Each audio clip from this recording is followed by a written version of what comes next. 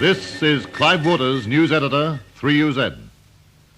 The tragic events of the past 24 hours have shocked the world. With a special edition of Newsbeat, here is feature editor, John Ford.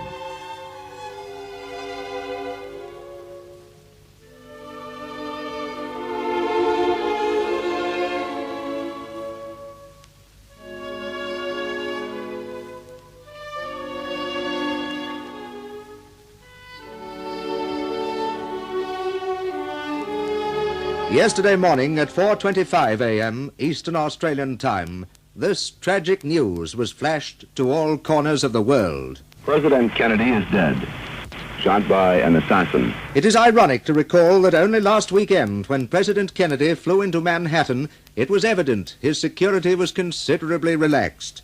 When the presidential car stopped at the traffic lights in one of the towns, the absence of a motorcycle escort made it possible for a woman to come right alongside the president's car and fire a camera flashbulb.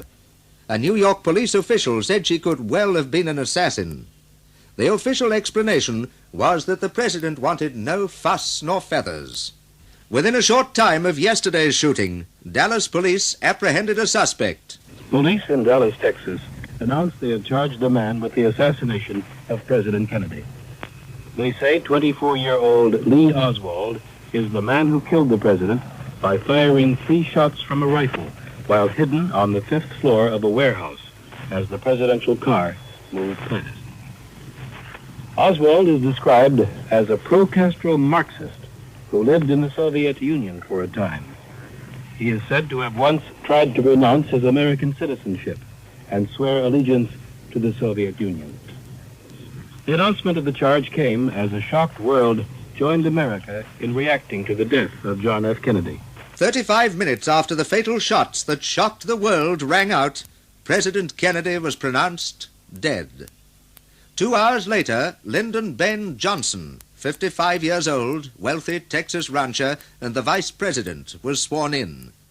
Mrs. Kennedy and Mrs. Johnson watched as a weeping woman judge administered the oath to him in the presidential plane at a Dallas airfield. The plane then took off immediately for Washington with Mrs. Kennedy, Mr. Johnson, his wife, and some White House aides aboard.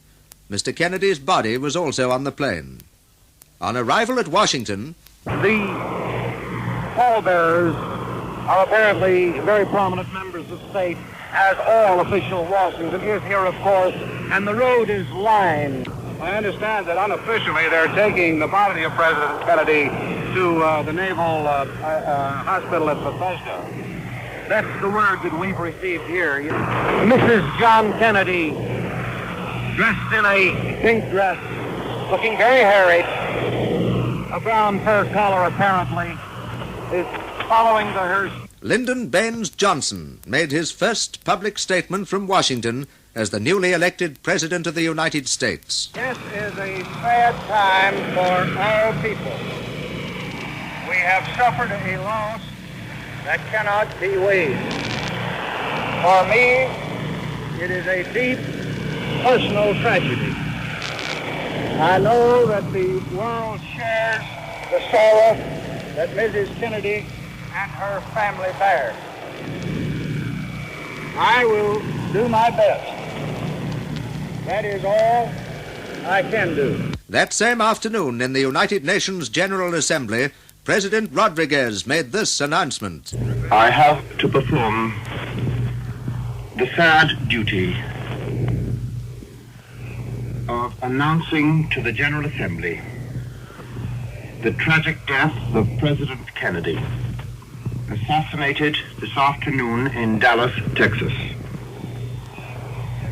I know I shall be interpreting the general feelings of the Assembly when I convey to Ambassador Stevenson our deepest sympathy, and I ask him to transmit our condolences to Mrs. Kennedy, to Vice President Lyndon Johnson, and to the other members of the family of the late president. I call now on the Secretary General. Mr. President, as Secretary General of the United Nations, I would like to express profound sorrow at this most tragic event and to be associated in the condolences to Mrs. Kennedy, to the members of the bereaved family, and to the government and people of the United States. Then United States Ambassador Adlai Stevenson addressed the assembly. The tragedy of this day is beyond instant comprehension.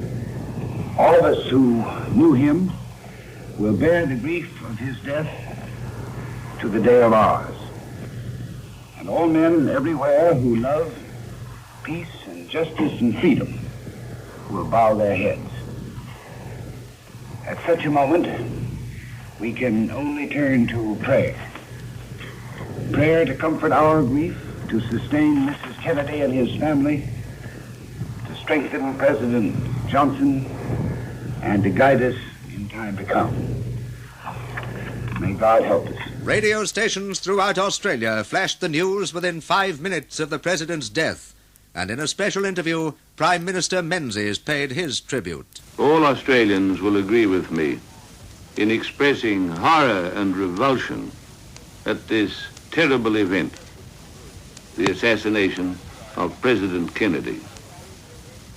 It's a shocking tragedy, a terrible personal tragedy for Mrs. Kennedy, a national tragedy for the United States of America, one of the crucial events of the last 3 years. The President was extremely friendly to Australia, made that clear in every conversation that I had with him. He was at all times anxious to be helpful to us. I fear that this horrible event and the loss of a man with such rare capacity for leadership will, for a time at least, increase the dangers of world tension. On the eve of President Kennedy's assassination, the new American Consul General to Melbourne, Mr. Lincoln White, arrived at Essendon at 8:15 p.m. It was Mr. White's sad duty as his first official function to make a statement to 3UZ on President Kennedy's tragic death. He was one of our youngest and most able presidents. His entire program was designed to better the lot of Americans generally, and also to be of what assistance he and the American people could be to those of less fortunate circumstances than our own. I hope and trust that President Lyndon Johnson will receive the support that he needs to carry on the heavy burdens which have been carried by President Kennedy. Church and political leaders throughout Australia yesterday paid tributes to President Kennedy, but the news also had a marked effect on the average man and woman. Yesterday, these were some of the many comments received by a 3UZ reporter outside the studio in Burke Street. It was quite a shock, wasn't it? Very, very much, very bad. Well, I must say that it was, I was so shocked about it that I couldn't believe it was true. I just noticed the Sun headline, JFK shot dead. Well, I just read an earlier edition of the Sun this morning. Nothing about it, of course, and I just thought, well, now is this correct? Is this the president, or is this some other JFK, or is it a joke, or just what? And then I got down to the next corner and the papers were on sale, and the news was there. It was something, I don't think I've ever been more stunned in my life. Oh, I just didn't believe it at first. It was incredible. I thought it was very tragic indeed. I could hardly believe it. I was so shocked. It was quite a shock to me. I just don't believe it now even. Next week was to have been a big week for the Kennedy family. Preparations were well underway to celebrate the birthday of Caroline, who will be 6 on Wednesday, and John's 3rd birthday on the following Monday. Mrs. Jacqueline Kennedy now has the sad task of telling the children of the loss of their father, who, in spite of his high office, spent so much time with them. Here now is the voice of John Fitzgerald Kennedy, a man who loved his family as he loved his fellow man and his country. In 1780 in Hartford, Connecticut, the skies at noon turned one day from blue to gray. And by mid-afternoon, the city had darkened over so densely that in that religious age, men fell on their knees and begged a final blessing before the end came. The Connecticut House of Representatives was in session, and many of the members clamored for an immediate adjournment. And the Speaker of the House, one Colonel Davenport, came to his feet, and he silenced the din with these words: "The day of judgment is either approaching or it is not. If it is not, there is no cause for adjournment. If it is, I choose to be found doing my duty."